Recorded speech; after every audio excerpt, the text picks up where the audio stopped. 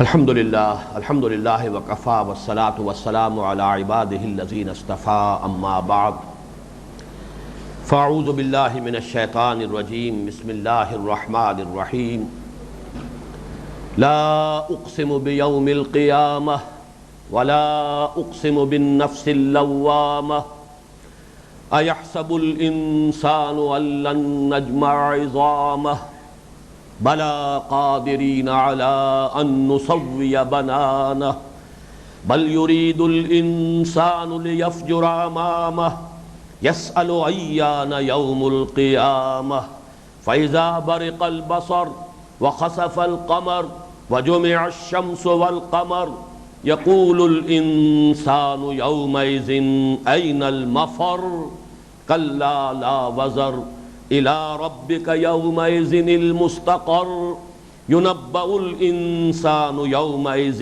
بما قدم وأخر بل الإنسان على نفسه بصيرة ولو ألقى معاذيره صدق الله العظيم رب اشرح لي صدري ويسر لي أمري واحلل عقدة من لساني يفقهوا قولي اللہم ربنا الہمنا رشدنا واعذنا من شرور انفسنا اللہم ارنا الحق حقا وارزقنا اتباعہ وارنا الباطل باطلا وارزقنا اجتنابہ آمین یا رب العالمین۔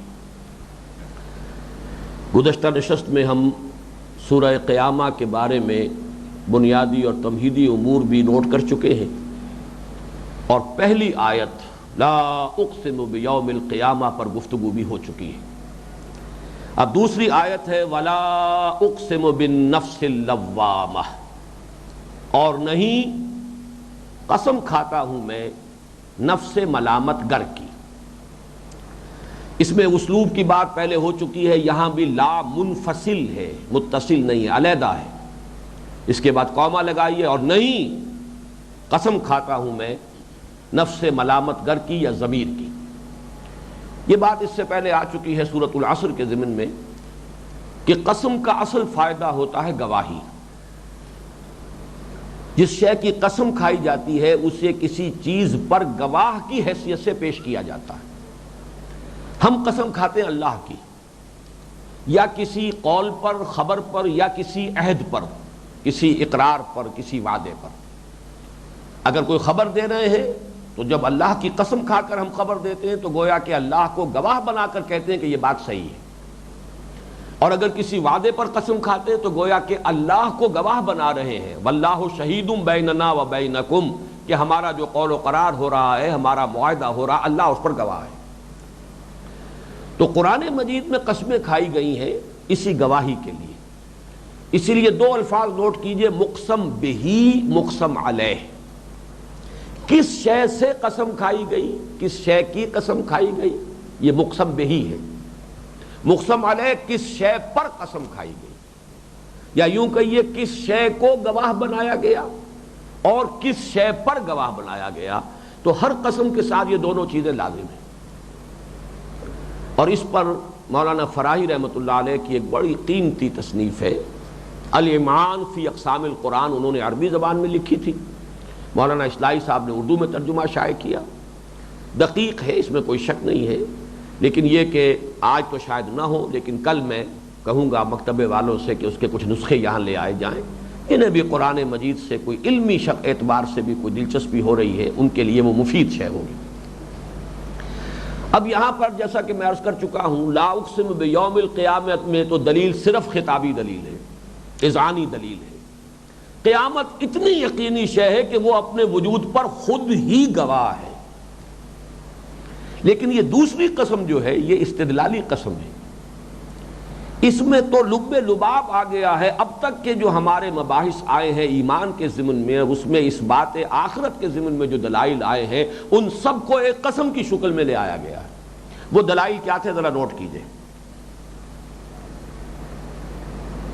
ہمارے دوسرے سبق میں آیا تھا لفظ بر کی وضاحت میں، بر وہ شے ہے جس سے دل کو سکون حاصل ہوتا ہے، charities that soothe and heal and bless، نیکی کا کام، خدمت خلق کا کام، لوگوں کا کسی مشکل میں اس میں کام آ جانا، اس سے دل کو ایک جیسے کہ زخم پر پا رکھ دیا جائے، انسان کو خود اپنے اندر محسوس ہوتا ہے کہ کوئی سکون حاصل ہوا، خوشی حاصل ہوا۔ معلوم ہوا کہ نیکی اور بدی کا تصور ذہن انسانی میں، قلب انسانی میں، فطرت انسانی میں انگرینڈ ہے، امپرنٹڈ ہے۔ یہی بات تیسرے درس میں آئی، معروف اور منکر۔ یا بنی اقم الصلاۃ وامر بالمعروف وانہی عن المنکر۔ معلوم ہوا کہ انسان کے نزدیک یہ چیزیں جانی پہچانی ہیں کہ نیکی نیکی ہے، بدی بدی ہے، بھلائی بھلائی ہے، برائی برائی ہے۔ اس کو بتانے کی ضرورت نہیں ہے، فطرت پہچانتی ہے، انسان اندھا بہرا نہیں ہے، جانتا ہے۔ اسی کو کہا گیا آخری پارے میں وَنَفْسٍ وَمَا سَوَّاهَا فَأَلْهَمَهَا فُجُورَهَا وَتَقْوَاهَا۔ نفس انسانی اور اللہ نے جیسے اس کو بنایا، وہ خود گواہ ہے، خود اپنے اوپر دلیل ہے، اور اس میں نیکی اور بدی کا شعور ودیت کر دیا، یہ نفس کے اندر ودیت شدہ ہے۔ تیسرے سبق میں آیا تھا، چوتھے سبق میں حامیم سجدہ والی آیات میں لا تستوی الحسنۃ ولا السیئۃ، نیکی اور بدی برابر نہیں ہو سکتے۔ معلوم ہوا کہ نیکی نیکی ہے، بدی بدی ہے، برابر کیسے ہو جائیں گے؟ اب یہاں منطق کا استعمال ہوگا اس سے آگے چل کر۔ اگر نیکی نیکی ہے، بدی بدی ہے، تو گندم از گندم برویت جو سے جو، گندم سے گندم پیدا ہونی چاہیے، جو سے جو۔ نیکی کا نتیجہ اچھا نکلنا چاہیے، بدی کا برا نکلنا چاہیے۔ لیکن اس دنیا میں ہم دیکھتے ہیں کہ برعکس معاملہ بھی ہوتا ہے، نیکوکار فاقہ کر رہا ہے، بدکار گل چھرے اڑا رہا ہے، عیش ہو رہے۔ معلوم ہوا یہ دنیا ناقص ہے۔ عقل کا، منطق کا، فطرت کا تقاضا ہے کہ ایک اور زندگی ہونی چاہیے جس کے نوامیس اور قوانین بالکل مختلف ہو، جہاں بھرپور بدلہ مل جائے، اس لیے کہ یہاں کوئی شے اللہ نے بیکار پیدا نہیں کی۔ یہ تھا کہ جو سورہ آل عمران میں مضمون آیا، ربنا ما خلقت ھذا باطلا، اے رب ہمارے تو نے یہ سب کچھ بیکار پیدا نہیں کیا، بے مقصد پیدا نہیں کیا۔ یہاں ہر شے نتیجہ خیز ہے، ہر شے حکمت بھری ہوئی ہے، ہر شے حکمت پر مبنی ہے۔ کیسے ہو سکتا ہے کہ نیکی کا کوئی نتیجہ نہ نکلے، بدی کا کوئی نتیجہ نہ نکلے؟ اسی کو کہا گیا سورہ مومنون میں افحسبتم انما خلقناکم عبثا وانکم الینا لا ترجعون، کیا تم نے یہ سمجھا کہ ہم نے تمہیں بیکار پیدا کیا، تم ہماری طرف لوٹائے نہ جاؤ گے؟ یہی سورہ تغابن میں آ چکا، خلق السماوات والارض بالحق وصورکم فاحسن صورکم والیہ المصیر۔ اس نے آسمان اور زمین حق کے ساتھ بنائے ہیں، مقصد کے ساتھ بنائے ہیں، اور تمہاری نقشہ کشی کی اور کیا ہی خوبصورت تمہیں خد و خال عطا کیے، تو اس کی طرف لوٹنا ہے۔ یہ نہیں ہو سکتا کہ تمہارا لوٹنا نہ ہو اللہ کی طرف۔ یہ سارا استدلال جو ہے شروع کہاں سے ہوا کہ نیکی اور بدی فطرت انسانی میں انگرینڈ ہے۔ اسی کا مظہر ہے جسے ہم کہتے ہیں ضمیر، conscience. My conscience is pricking me. My conscience is biting me. مجھ سے یہ غلط حرکت سرزد ہو گئی ہے، میرا ضمیر مجھے ملامت کر رہا ہے۔ یہ ملامت کرنے والا، biting me, pricking me، یہ مجھ پر تنقید کر رہا ہے، مجھے برا بھلا کہہ رہا ہے۔ یہ جو ہماری ایک باطنی حقیقت ہے، قرآن نے اس کو اصطلاح دی ہے نفس لوامہ۔ انسان کی وہ باطنی حقیقت، ضمیر جسے آپ اردو میں کہتے ہیں، مخفی حقیقت ہے، ضمیر کہتے ہیں چھپی ہوئی شے کو۔ ہمارے کچھ اعضاء ظاہری ہیں، کچھ باطنی ہیں۔ وہ باطنی اعضاء میں ایک ضمیر بھی ہے، نظر نہیں آتا، فزیولوجی میں اس سے کوئی کہیں بحث نہیں ہوتی، لیکن ہے۔ قلب بھی ہمارا ایک وہ قلب ہے کہ جس سے کہ اناٹمی اور فزیولوجی میں بحث ہوتی ہے، اور ایک قلب وہ ہے جو قرآن مجید جسے بیان کرتا ہے، جو دیکھتا بھی ہے، سنتا بھی ہے، سوچتا بھی ہے، وہ قلب اور ہے۔ فَإِنَّهَا لَا تَعْمَى الْأَبْصَارُ وَلَكِنْ تَعْمَى الْقُلُوبُ الَّتِي فِي الصُّدُورِ۔ اندھے جو ہیں وہ آنکھیں اندھی نہیں ہوا کرتی، دل اندھے ہو جاتے۔ تو معلوم یہ ہوا کہ یہ استدلال لا اقسم بالنفس اللوامہ، گواہ ہے یہ ضمیر جو انسان کے اندر ہے، کس شے پر گواہ ہے؟ کہ نیکی نیکی ہے، بدی بدی ہے۔ نیکی سے نیک نتیجہ، بدی سے برا نتیجہ نکلنا چاہیے، جو یہاں نہیں نکل رہا، لہذا قیامت لازم ہے، آخرت شدنی ہے، ہو کر رہے، ورنہ اس زندگی کی کوئی توجیہ نہیں ہے۔ پھر بیکار ہے یہ جو ہمارے اندر نیکی اور بدی کا شعور رکھا گیا، بڑے گھاٹے کا سودا ہے کوئی شخص نیکی کی زندگی گزارے اور یہاں فاقے کرے۔ ہاں اگر یہ یقین ہے کہ آخرت ہے تو گھاٹے کا سودا نہیں، نفع کا سودا ہے۔ ذالک یوم التغابن، ہار اور جیت کے فیصلے کا دن تو وہ ہے۔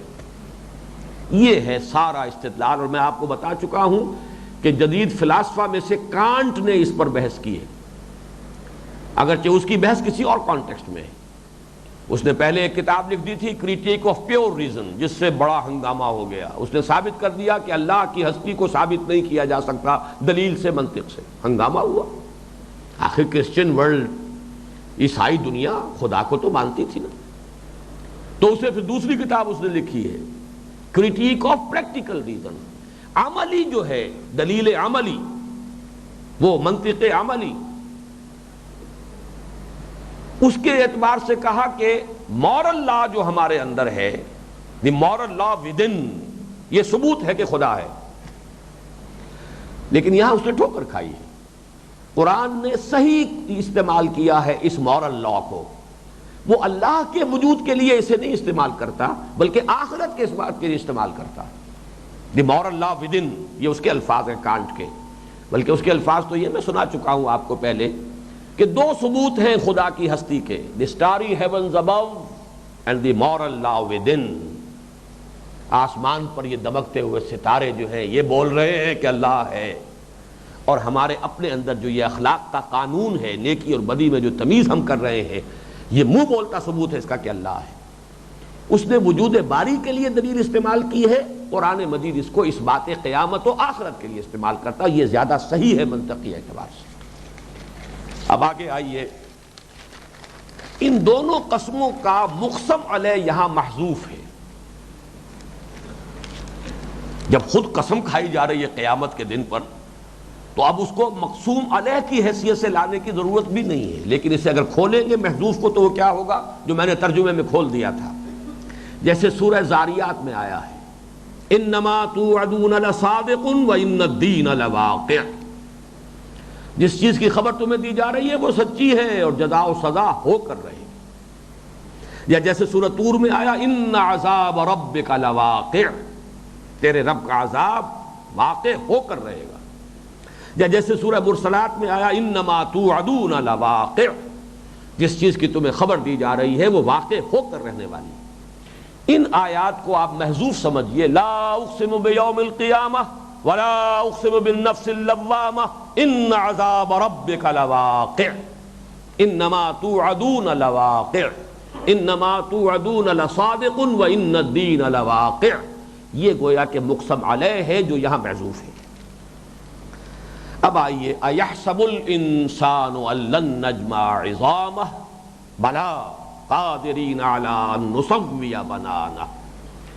کیا یہ انسان، یہاں الانسان آیا ہے، اس میں دونوں مراد ہو سکتے ہیں، لام معرفہ، لام تعریف، یا تو مفعول ذہنی ہے، کوئی خاص انسان ہے کہ جو اس وقت حضور کے روبرو کھڑا ہوا تکذیب کر رہا ہے قیامت کی۔ کیا یہ انسان یہ سمجھتا ہے؟ کیا ایسی گھٹیا بات کہہ رہا ہے؟ کیا اتنی احمقانہ بات کہہ رہا ہے؟ یہ ابو جہل، یہ ابو لہب، یہ ولید بن مغیرہ ایسی احمقانہ بات کہہ رہا؟ یعنی معین شخص بھی مراد ہو سکتا ہے الانسان سے، اور الانسان یا جمع کے صیغے میں بھی آ سکتا ہے۔ وہ سارے منکرین جو ہیں آخرت کے، جو اس وجہ سے آخرت کا انکار کر رہے ہیں، کیسے ہو جائے گا، ہیہات لما توعدون، انہونی بات ہے، ناممکن ہے، ہو ہی نہیں سکتا۔ جب اذا کنا عظاما نخرہ، جبکہ ہماری ہڈیاں بھی گل سڑ جائیں گی پھر اٹھا لیا جائے گا۔ اب آباؤنا الاولون، دیکھو جی کیسی بات کر رہے ہیں، وہ ہمارے پچھلے آباء و اجداد سینکڑوں برس ہو گئے، وہ بھی دوبارہ اٹھا لیے جائیں گے۔ یہ سارا وہ معاملہ جو ہے یہ الانسان، ایحسب الانسان ان لن نجمع عظامہ بلا قادرین علی ان نسوی بنانہ، کیوں نہیں، ہم یقیناً قادر ہیں اس پر کہ ایک ایک پور درست کر دیں۔ یہاں پر ایک تو یہ نوٹ کیجئے کہ دلیل وہی خطابی ہے، یہ دو آیتیں گویا کہ اس ایک آیت کی ہی مضمون جو ہے اسی کو دہرا رہی ہیں جو سورہ تغابن میں ہم پڑھ چکے ہیں، زعم الذین کفروا ان لن یبعثوا قل بلی وربی لتبعثن ثم لتنبؤن بما عملتم وذلک علی اللہ یسیر۔ ان کافروں کو یہ دھوکہ لگا ہے کہ انہیں اٹھایا نہیں جا سکے گا، کہہ دیجئے اے نبی کیوں نہیں، اور مجھے میرے رب کی قسم ہے کہ تم لازماً اٹھائے جاؤ گے اور پھر تمہیں جتلا دیا جائے گا جو کچھ کہ تم نے کیا ہوگا، اور یہ میرے رب پر بڑا آسان ہے۔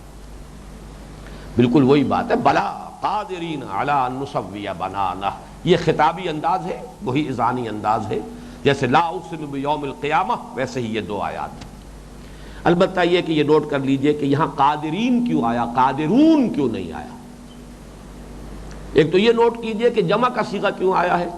قرآن مجید میں اللہ تعالیٰ اپنے لیے جمع کا صیغہ بھی استعمال کرتے ہیں، واحد کا بھی۔ جہاں اپنی جلالت قدر، اپنی عظمت، اپنی علو شان و مرتبت کو بیان کرنا ہوتا ہے وہاں جمع کا صیغہ ہوتا ہے، ہم قادر۔ اور یہاں پہ کیوں آیا قادرین، قادرون کیوں نہ آیا؟ یہاں کننا محذوف ہے، بلا کننا قادرین علی ان نسوی بنانا، ہم اس پر پورے طور سے اور ہمیشہ سے قادر ہیں۔ ہماری قدرت کوئی حادث قدرت نہیں ہے، ایسا نہیں ہے کہ پہلے نہیں تھی اور پھر کو ہمیں حاصل کرنی ہو، جیسے کہ تم بالکل بے طاقت ہوتے ہو طاقت حاصل کرتا، ہماری تو ازل سے قدرت ہے، ہم اس پر قادر ہیں اور ہمیشہ سے ہیں کہ ہم ایک ایک پور انسان کی درست کر دیں۔ بل یرید الانسان لیفجر امامہ، یہ ہے بہت اہم ٹکڑا، بہت اہم آیت۔ بل، اب دیکھیے بلکہ، یہ ہم اردو میں استعمال کرتے ہیں، یہ بل ہی تو ہے، بلکہ، بل سے مراد کیا ہے؟ اصل بات یہ نہیں ہے بلکہ یہ ہے، یعنی یہ جو انکار کر رہے ہیں قیامت کا، اس کا اصل سبب یہ نہیں ہے کہ ان کا یہ خیال ہے کہ اللہ اس پر قادر نہیں ہے۔ کیسے ہو سکتا ہے؟ کیا ابو جہل اتنا احمق ہے کہ اللہ کو مانے اور سمجھے کہ وہ عاجز ہے؟ کیا ابو لہب اتنا احمق اور کودن ہو سکتا ہے کہ اللہ کو مانے بھی اور پھر یہ سمجھے کہ وہ قادر نہیں ہے اس پر کہ وہ مردہ کو زندہ کر سکے؟ کیا ولید بن مغیرہ ایسا کودن ہو سکتا ہے، ایسا احمق ہو سکتا ہے؟ نہیں، یہ وجہ ہے ہی نہیں، یہ تو وجہ بیان کر رہے ہیں، اصل وجہ کچھ اور ہے۔ اصل وجہ کیا ہے؟ بل یرید الانسان لیفجر امامہ، انسان یہ چاہتا ہے، یہاں پر بھی وہ دونوں رکھیے، معین انسان بھی جس سے کہ روح سخن جس کی طرف ہے، یا یہ کہ تمام انسان جو آخرت کا انکار کر رہے ہیں، یہ چاہتے ہیں فسق و فجور کی زندگی کو جاری رکھنا، چھٹتی نہیں ہے منہ سے یہ ظالم لگی ہوئی، یہ کافر لگی ہوئی، یہ بدماشیوں کے عادی ہو چکے ہیں، عیاشیوں کے عادی ہو چکے ہیں۔ اگر آخرت کو مانے تو چھوڑنا پڑتا ہے سب کچھ، اور کیسے چھوڑ دیں؟ یہ دو اور چوپڑی کے جو عادی ہو چکے ہیں وہ سوکھی اور وہ بھی آدھی کیسے کھائیں؟ یہ ہے اصل سبب۔ فسق و فجور، فجر کہتے ہیں پھٹ پڑنے کو، فجر انفجار، کسی شے کے اندر پھٹ جانا، فجر ہے جبکہ تاریکی کا پردہ چاک ہو کر صبح کا سپیدہ جو ہے نمایاں ہوتا ہے۔ تو فجر کیا ہے؟ نفس انسانی کا پھٹ پڑنا، وہ سیلف کنٹرول سے نکل جانا، سیلف کنٹرول، خود ہی انسان کی جو ہے قابو یافتہ ہو اس لبیڈو پر، اس اڈ پر، اس اینیمل انسٹنکٹس پر، یہ ہے جو مطلوب ہے۔ جہاں وہ خود ہی اتنی کمزور ہوئی کہ یہ اڈ اور لبیڈو جو ہے یہ پھٹ پڑی، یہ ہے فجر۔ بل یرید الانسان لیفجر امامہ، امامہ میں جو ضمیر ہے اس کے بارے میں دو رائے ہیں۔ اکثر مفسرین نے اس سے مراد لیا ہے یعنی مستقبل، اپنے آگے جاری رکھنا چاہتا ہے، فسق و فجور چھوڑنا نہیں چاہتا۔ مولانا اصلاحی صاحب نے یہ رائے دی ہے کہ امامہ کی ضمیر ہے ضمیر کی طرف، نفس لوامہ کی طرف، پوری ڈھٹائی کے ساتھ اپنے ضمیر کی تمام ملامت کے باوجود، جیسے کہتے ہیں کہ دروغ گردن بر روئے تو، این تمہارے سامنے جھوٹ بولوں گا۔ تو یہ انداز ہے انسان کا، اس بدبخت کا، کہ یہ اپنے ضمیر کی ساری پریکنگ کے باوجود اپنے فسق و فجور کو جاری رکھنا چاہتا ہے۔ یہ مضمون ہے تو بڑا لطیف، لیکن یہ کہ میرے نزدیک یہ راجح قول وہی ہے جو جمہور مفسرین کا ہے، اس لیے کہ نفس جو ہے مؤنث ہے۔ یہاں پر اگر ضمیر آتی بل یرید الانسان لیفجر امامہا، تب تو یقین کے ساتھ ہم کہتے ہیں کہ نفس لوامہ کی طرف یہ ضمیر راجح ہے، لیکن یہ کہ مفہوم کے اعتبار سے بھی میرے نزدیک مستقبل اپنے سامنے، he wants to continue this type of living، اپنے یہ فسق و فجور اور عیاشی اور بدماشی اور حرام خوری کو جاری رکھنا چاہتا ہے، اس لیے انکار کر رہا ہے۔ اس لیے کہ یہ مثال سادہ ترین ہے کہ کبوتر بلی کو دیکھ کر آنکھیں بند کرتا، حالانکہ منطق یہ ہے کہ اسے بھی یہ نہیں پتا ہوگا، جانتا ہوگا وہ بھی کہ میرے آنکھ بند کرنے سے بلی ختم نہیں ہو جائے گی، لیکن دیکھنا نہیں چاہتا آدمی، حقیقت کو دیکھنا نہیں چاہتا، وہ اس تلخ حقیقت سے اپنی کنی کترانا چاہتا ہے، نگاہ بچانا چاہتا ہے، اس لیے انکار کر رہا ہے۔ بل یرید الانسان لیفجر امامہ یسأل ایان یوم القیامہ فاذا برق البصر وخسف القمر وجمع الشمس والقمر یقول الانسان یومئذ این المفر کلا لا وزر الی ربک یومئذ المستقر ینبأ الانسان یومئذ بما قدم واخر۔ یہ جو اب آیا ہے مضمون، اس کو سمجھیے۔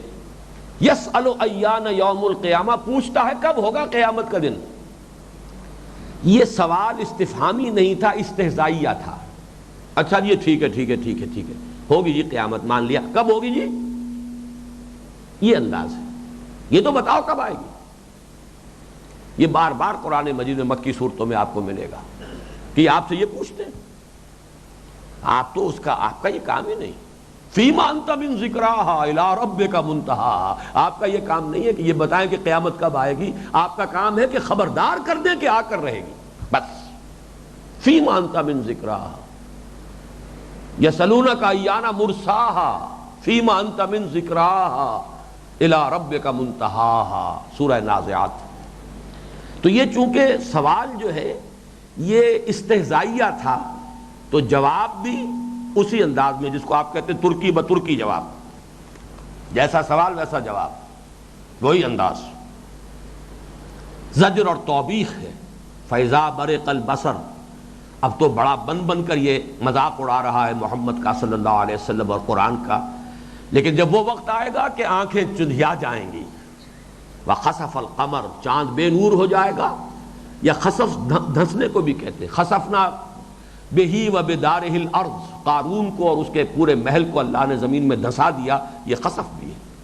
اور خسوف کہتے ہیں جب سورج چاند گرہن جو ہوتا ہے بے نور ہو جاتا ہے چاند، تو دونوں ترجمے اس کے ہیں، جب چاند بے نور ہو جائے گا یا چاند دھس جائے گا سورج کے اندر، کیونکہ اگلی آیت ہے وَجُمِعَ الشَّمْسُ وَالْقَمَرُ، اور سورج اور چاند یکجا کر دیے جائیں گے، تو اس سے یہ سورج میں چاند کا دھس جانا جو ہے اس کی طرف بھی اشارہ ہو رہا ہے۔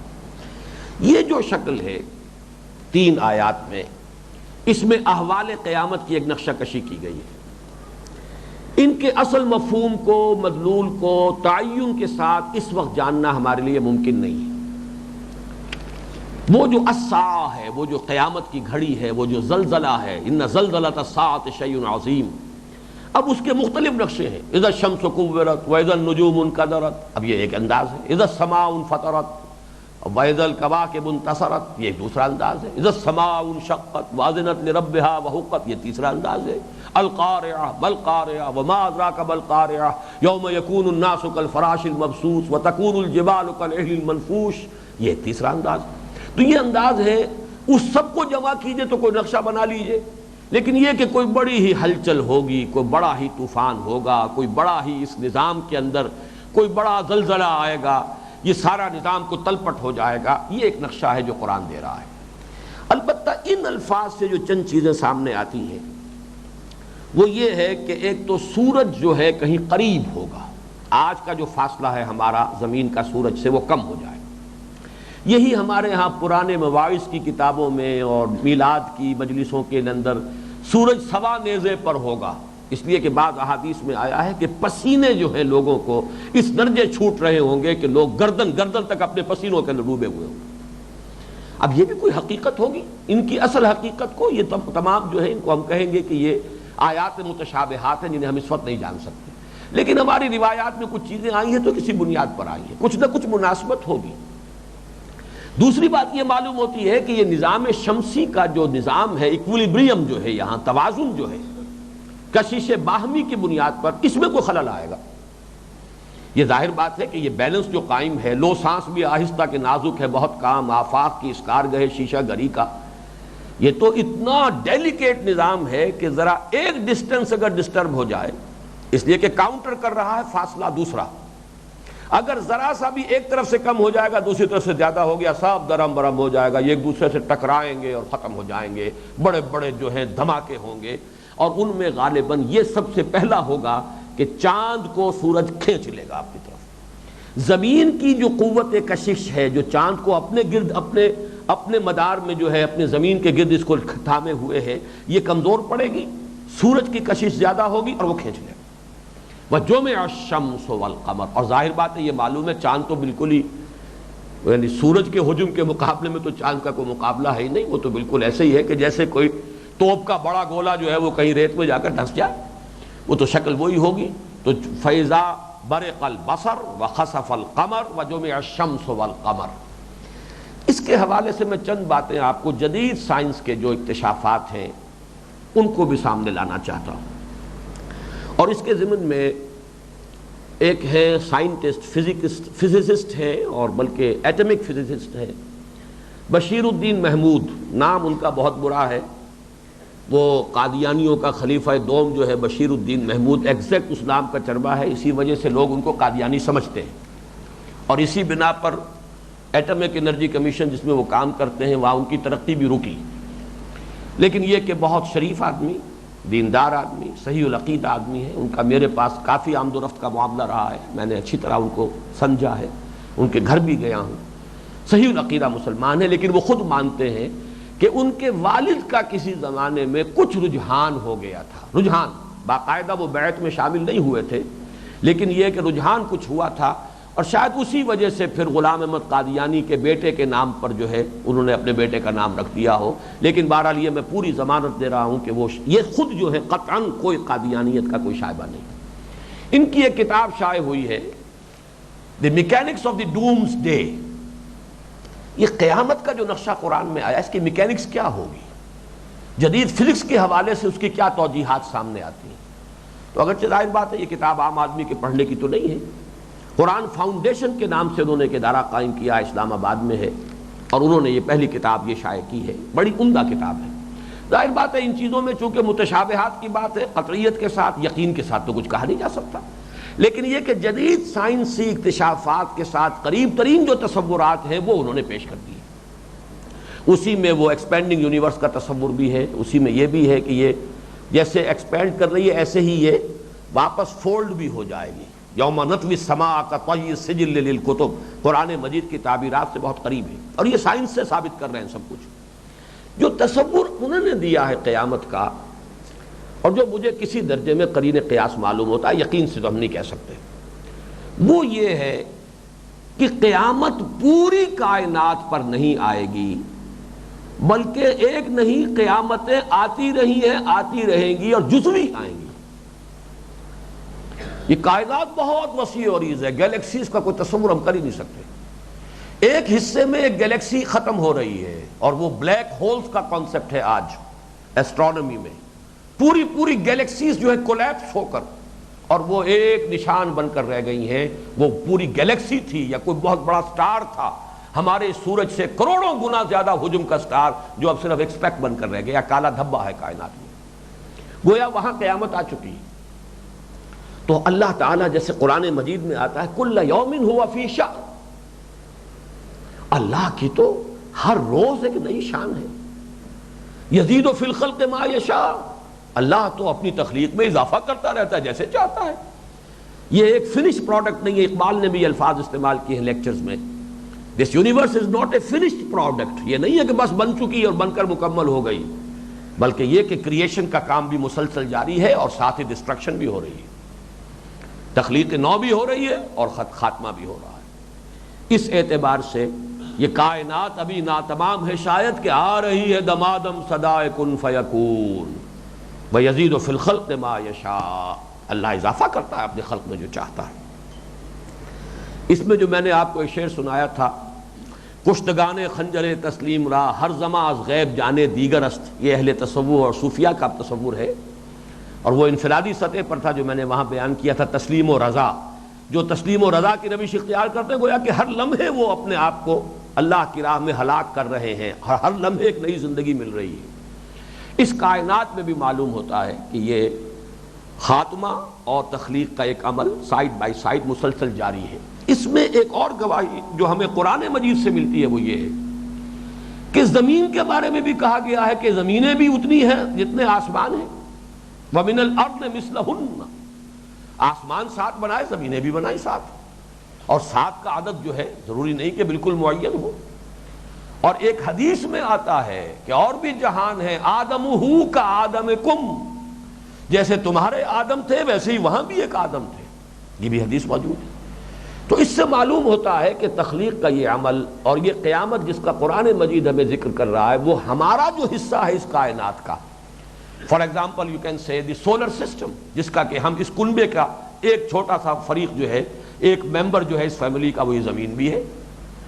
اور اس میں ابھی تک یہی ثابت ہوا کہ صرف زمین ہی وہ ہے کہ جس پر لائف ممکن ہے۔ جو سیارے جو ہیں ہمارے مقابلے میں سورج سے قریب تر ہیں اس میں گرمی اتنی شدید ہے کہ لائف از امپاسبل، جو دور ہیں وہاں ٹھنڈ اتنی ہے کہ لائف از امپاسبل۔ تو گویا کہ درمیانی معتدل ایک ہی ہے یہ کہ جو سورج سے اتنے فاصلے پر ہے کہ سردی بھی ہے گرمی بھی ہے، اور دونوں کے امتزاج کے ساتھ یہاں یہ لائف کا سلسلہ چل رہا ہے۔ تو یہ قیامت جو ہے یہ گویا کہ اس حصے کی قیامت ہے۔ اسی لیے میں آج نوٹ کر رہا تھا، اگرچہ ممکن نہیں ہے کہ میں اس کا احصاء کر سکوں، قرآن مجید میں قیامت میں جہاں ذکر آتا ہے میرا اندازہ ہے واللہ عالم، ہو سکتا ہے کہ کوئی دوسری بات بھی ہو، لیکن یہ کہ لفظ سما آتا ہے، سماوات نہیں آتا۔ اذا السماء انشقت، تمام آسمانوں کی بات نہیں ہو رہی ہے، جب آسمان پھٹ جائے گا، وانشقت السماء فهي یومئذ واہیہ، یا یہ کہ وردتن کا دہان ہو جائے گا، سما کا لفظ آتا ہے۔ اذا السماء انفطرت، جب آسمان پھٹ جائے گا۔ تو معلوم ہوتا ہے واللہ عالم، یہ میں نے ایک توجیہ پیش کی ہے کہ ہمارے لیے تو یہی قیامت ہے، ہمارا مسئلہ جو ہے وہ تو متعلق اسی سے ہے، اس کی ایک ہلاکت اور اس کی ایک تباہی ہے، اس میں سورج اور چاند کا ٹکرا جانا۔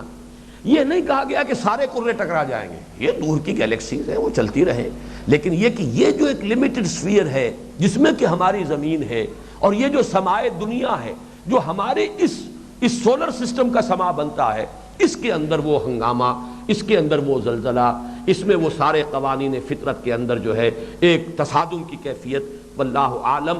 یہ ایک ممکن بات ہے جو میں نے آپ کے سامنے جدید جو بھی سائنٹیفک جو انکشافات اور اکتشافات ہیں ان کے حوالے سے سامنے بات آئی ہے، اور میرے نزدیک کسی درجے میں قرآن مجید سے اس کی کچھ مناسبت اور مطابقت موجود ہے، اسی لیے میں نے یہ بات آپ کے سامنے رکھ دی ہے۔ ماننا ضروری نہیں، اور نہ ان پر ہم تیقن کے ساتھ اور حتمی انداز میں کہہ سکتے ہیں کہ ایسا ہی ہے، واللہ عالم۔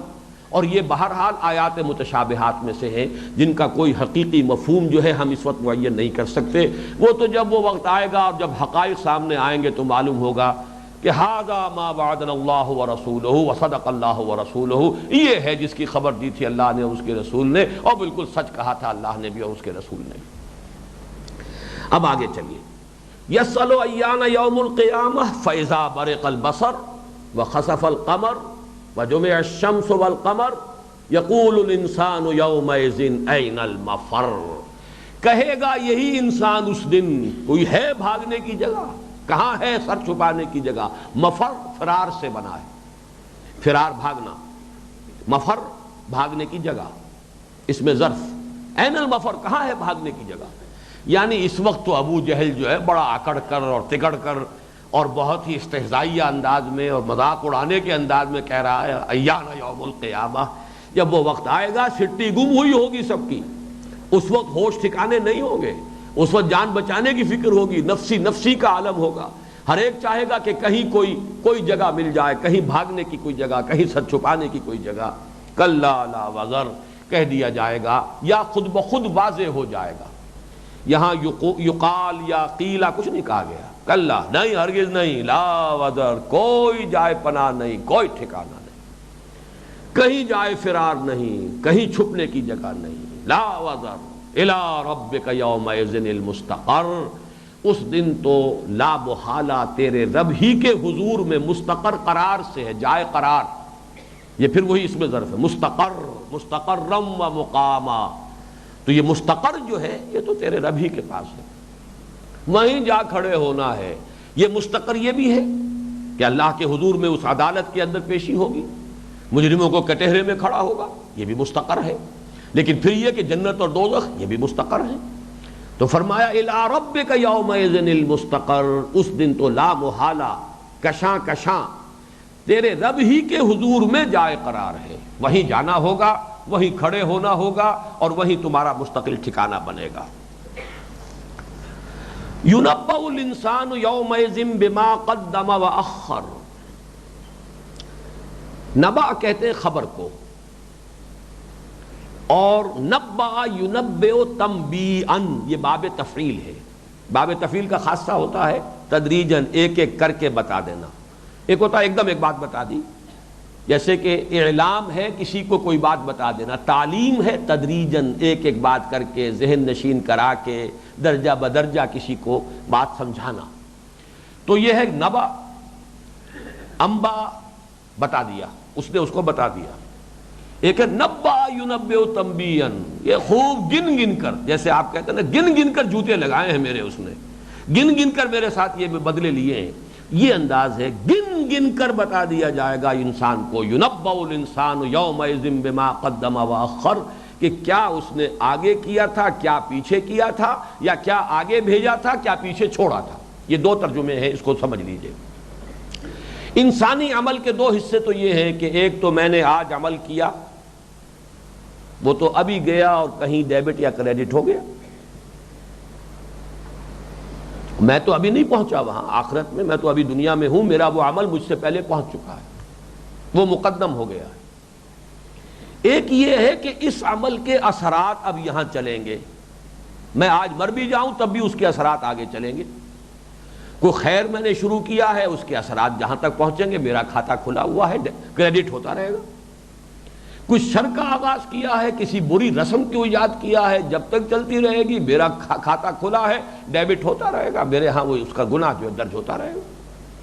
تو یہ پیچھے جو کچھ چھوڑ کر آیا، اسی لیے اولاد، نیک اولاد کو کہا کہ صدقہ جاریہ ہے، سب سے بڑی جو بعد میں جو نیکی کا کھاتہ انسان کا کھلتا ہے وہ نیک اولاد کا ہے، یا یہ کہ کوئی خدمت خلق کے کام کیے ہیں۔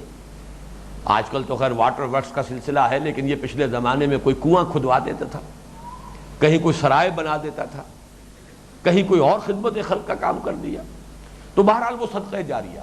تو یُنَبَّأُ الْإِنسَانُ يَوْمَئِذٍ بِمَا قَدَّمَ وَأَخَّرَ، کیا پیچھے چھوڑ کر آیا تھا، کیا اپنے زندگی ہی میں آگے بھیج دیا تھا، سب گنتی کر کے گن گن کر دکھا سامنے لے آیا جائے گا۔ یہ ہے جو تم نے خود اپنی زندگی میں موت سے پہلے پہلے آگے بھیج دیا تھا، اور یہ ہے وہ کھاتا جو تمہارے بعد بھی کھلا رہا۔ اللہ کرے کہ ہمارا وہ کھاتا خیر کا کھاتا ہو، بھلائی کا ہو، نیکی کا ہو۔ دوسرا مفہوم اس میں جو ہے وہ بہت لطیف ہے۔ قدمہ کہتے ہیں کسی شے کو آگے کرنا، بڑھانا، اخرا پیچھے کرنا۔ اس میں تصور یہ دیا گیا ہے کہ ہر لحظہ انسان اس زندگی میں ایک دو راہے پر کھڑا ہوتا ہے، یہ کروں یا یہ کروں، مقدم کسے سمجھوں۔ یہ کام کرنے میں جھوٹ بولنا پڑتا ہے، جھوٹ بولنا گناہ ہے، اس کا عذاب ملے گا، لیکن اس جھوٹ بولنے میں نفع ہوتا ہے، دنیا کا فائدہ ہو رہا ہے۔ کسے مقدم رکھوں، کسے مؤخر کروں؟ جھوٹ بول دیا، دنیا کو مقدم کیا، آخرت کو مؤخر کر دیا۔ اگر نقصان برداشت کر لیا، سچ بولا، دنیا کو مؤخر کیا، آخرت کو مقدم کیا۔ ہر لحظہ جو بھی ہم کر رہے ہیں، جو بھی ہم سے اعمال صادر ہو رہے ہیں، ہمارے اعضاء سے، جوارے سے، ہاتھوں سے، پاؤں سے، آنکھوں سے، زبان سے جو کچھ ہو رہا ہے، اس میں لا محالہ کوئی شے مقدم کی جا رہی ہے، کوئی مؤخر کی جا رہی ہے۔ آپ کی ویلیوز ہے، کس کو آپ نے مقدم سمجھا، کسے مؤخر سمجھا، کس کو اہم تر سمجھا، کسے کم تر اہم سمجھا۔ اسی لیے آتا ہے بل تؤثرون الحیات الدنیا، تم ترجیح دیتے ہو دنیا کی زندگی کو، درا حال ہے کہ والآخرۃ خیر وابقیٰ، آخرت ہے جو بہت بہتر بھی ہے اور باقی رہنے والی ہے۔ یہ ہے اصل فرق۔ سارا جو ہے کانٹے کی بات ایک ہی ہے، وہ یہ کہ طے کرے انسان کہ میرے لیے مقدم دنیا ہے یا آخرت۔ اللہ یہ نہیں کہتا کہ دنیا کو بالکل چھوڑ دو، ترک دنیا کا تو حکم نہیں ہے، لیکن دنیا کو مقدم نہ رکھو، دنیا کو مؤخر کرو، آخرت کو مقدم کرو۔ بس جس نے یہ فیصلہ کر لیا اور پھر ثم استقاموا، پھر اس پر جم گئے، ان الذین قالوا ربنا اللہ ثم استقاموا، فیصلہ کرنا یہ ایک مرحلہ ہے، استقامت اس میں قیامت ہے، لیکن جو یہ دو مرحلے طے کر لیں، مقدم آخرت ہے، مؤخر دنیا ہے، ہر معاملے میں یہ دیکھوں گا کہ آخرت کا نفع کس چیز میں ہے وہ اختیار کروں گا، دنیا کے نفع کو پیچھے رکھوں گا۔ اگر یہ فیصلہ انسان کر لے بہت مبارک، اور اس پر جم جائے بیڑا پار ہو جائے۔ يُنَبَّأُ الْإِنسَانُ يَوْمَئِذٍ بِمَا قَدَّمَ وَأَخَّرَ بَلِ الْإِنسَانُ عَلَى نَفْسِهِ بَصِيرَةٌ۔ بل پھر دیکھیے، بل کیوں آیا؟ بلکہ اس کی بھی ضرورت نہیں ہے، بتانے کی ضرورت ہی نہیں ہے۔ ہر انسان کو معلوم ہوگا اس دن کہ وہ انسان کیا کر کے لایا ہے، بتانے کی ضرورت ہی نہیں۔ یہ ہے وہی معاملہ، بل الانسان علی نفسہ بصیرہ ولو القی معاذیرہ، وہی معاملہ کہ لا اقسم بالنفس اللوامہ، وہ تو ضمیر اسے خود بتاتا رہا تھا کہ تم یہ غلط کر رہے ہو، خود وہ اس ضمیر ہی کی اس ساری ملامت کے باوجود کرتا رہا ہے۔ ہی نوز اٹ ہمسیلف کہ وہ کیا کر کے لایا ہے۔ آگے چل کر جب قیامت کے میدان کا نقشہ کھینچے گا، کھڑے ہوتے ہی پتہ چل جائے گا کہ کون کیا ہے۔ جیسے کبھی ہائی اسکول میں کسی امتحان کا رزلٹ ڈکلیئر ہونا ہوتا ہے تو اس وقت جو لڑکے کھڑے ہوتے ہیں تو ہر ایک کے منہ پر لکھا ہوتا ہے اس کا نتیجہ، جنہیں فیل ہونا ہے وہ اس کے ماتھے پر لکھا ہوا ہے کہ یہ فیل ہوگا، اور جنہیں پاس ہونا ہے وہ چہرے اس کے تر و تازہ ہوں گے۔ وجوہ یومئذ ناظرۃ الی ربھا ناظرہ، انہیں تشویش ہوگی تو اس کی کہ فرسٹ آ رہا ہوں یا نہیں آ رہا، اور وہ جو 12 بجے ہوئے ہوں گے چہروں پہ پتہ ہے کہ انہیں کہ ہم کیا کر کے آئے ہیں، لکھا کیا تھا، امتحان کیا تھا، اور ہم نے کیا کیا تھا۔ تو بل الانسان علی نفسہ بصیرہ، یہاں پر آخرت کا تصور بھی ہے کہ انسان اس وقت اسے بتانے کی بھی چندہ ضرورت نہیں ہوگی۔ کفا بنفسک الیوم علیک حسیبا، یہ سورہ بنی اسرائیل میں فرمایا، تم خود اپنا حساب لینے کے لیے کافی ہو بھائی، کسی اور شے کی ضرورت ہی نہیں۔ ہاں وہ تو اتمام حجت کے لیے وہ بٹن دبایا جائے گا، یہ آپ کی تصویر موجود ہے، یہ جو کچھ آپ فرماتے رہے ہیں، فرمودات جو آپ اپنے زبان سے جو حفوات بکتے رہے ہیں، وہ یہ ریکارڈ موجود ہے، سن لیجئے خود۔ وہ تو صرف اتمام حجت کے لیے، ورنہ یہ کہ بل الانسان علی نفسہ بصیرہ، انسان اپنے نفس پر خود بصیرت رکھتا ہے۔ ہر ایک کو معلوم ہے کہ میں کیا ہوں، ہر ایک جانتا ہے کہ میں کتنے پانی میں ہوں۔ میں نے آپ کو وہ شعر سنایا کئی مرتبہ کہ جان جملہ علم ہائی نستوئیں تابدانی من کیم در یوم دین، تمام علوم کا خلاصہ اور لب لباب اور حاصل تو یہ ہے کہ اس بات کو پیش نظر رکھو کہ میں قیامت کے دن کیا ہوں گا، وہاں کیا بیتے گی، وہاں میں کس زمرے میں کھڑا ہوں گا، اصحاب الیمین میں ہوں گا کہ اصحاب الشمال میں ہوں گا، یا کوئی امید ہے کہ سابقون میں بھی شامل ہو جاؤں، یہ سب کچھ معلوم ہے۔ بل الانسان علی نفسہ بصیرہ ولو القی معاذیرہ، خواہ کتنے ہی بہانے بنائے، القا ڈالنا، معاذیر معذرت کی جمع، بہانے بنانا، یعنی انسان جو ہے اگر لسان قسم کا آدمی ہے، چرب زبان ہے، لوگوں کی زبانیں بند کر دے گا، یہ نہیں یوں تھا، اس طرح نہیں تھا، یوں تھا، اور میں یہ یوں نہیں کر رہا اس لیے کر رہا ہوں، جسٹیفیکیشن ہے، ریشنلائزیشنز ہے، برے سے برے کام کے لیے جسٹیفیکیشن، غلط سے غلط حرکت کے لیے ریشنلائزیشن، اس کے لیے عقلی دلیلیں، اس کے لیے جواز، اس کے لیے بہانے۔ لیکن جب انسان اپنی اس طلاقت لسانی کی وجہ سے جو ناقد ہے، تنقید کرنے والا، ملامت کرنے والے کا منہ بند کر دیتا ہے، اس وقت بھی ضمیر اندر سے بولتا رہتا ہے تم جھوٹے ہو، غلط کہہ رہے ہیں۔ بل الانسان علی نفسہ بصیرہ، ضمیر اس وقت بھی گواہی دے رہا ہوتا ہے، ولو القی معاذیرہ، خواہ وہ کتنی ہی معذرتیں بنائے۔ بارک اللہ لی ولکم فی القرآن العظیم ونفعنی وإیاکم بالآیات والذکر الحکیم۔